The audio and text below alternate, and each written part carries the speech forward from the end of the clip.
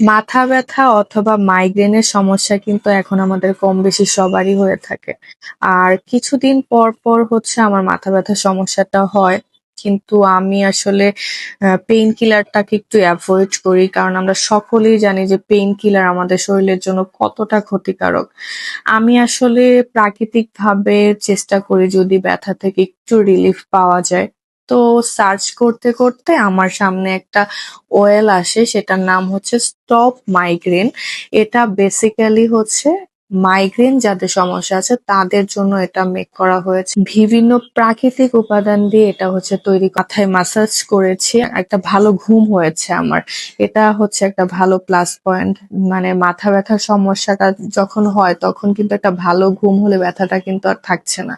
So আমি বলবো যাদের মাথা ব্যথা বা মাইগ্রেনের সমস্যাটা আছে তারা কিন্তু স্টপ মাইগ্রেন এই মানে ন্যাচারাল যে অয়েলটা আছে ওটা একবার হলে ইউজ করে দেখতে পারেন। সেক্ষেত্রে কিন্তু আপনারা খুব ভালো একটা রেজাল্ট পাবেন।